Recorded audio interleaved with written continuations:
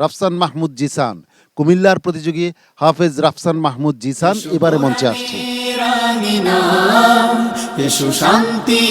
আসসালামু আলাইকুম ওয়া রাহমাতুল্লাহি ওয়া বারাকাতুহু। وعليكم السلام ورحمة الله وبركاته. أعوذ بالله من الشيطان الرجيم. فما أوتيتم من شيء فمتاع الحياة الدنيا.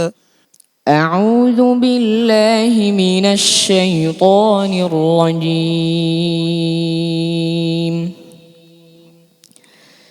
بسم الله الرحمن الرحيم.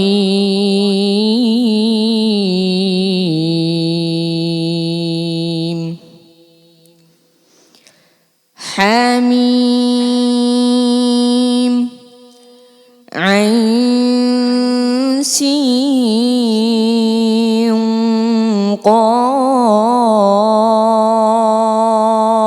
قاف كذلك يوحي إليك وإلى الذين من قبلك الله العزيز الحكيم.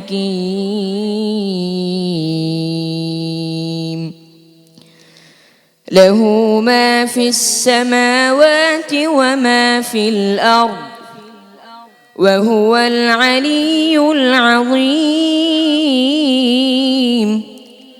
تكاد السماوات يتفطرن من فوقهن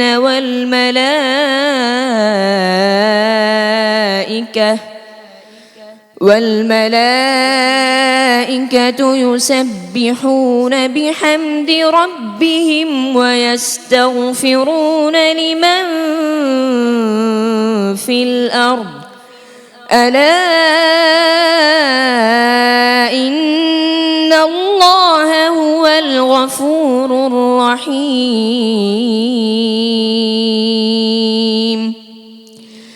والذين اتخذوا من دونه أولياء الله حفيظ عليهم وما أنت عليهم بوكيل. وكذلك أوحينا إليك قرآنا عربيا لتنذر أم القرى ومن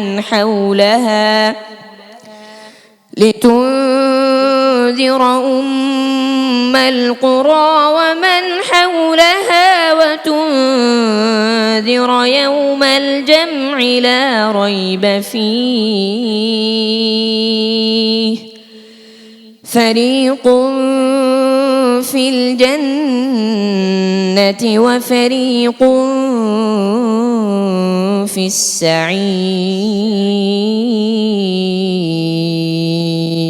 حسبك.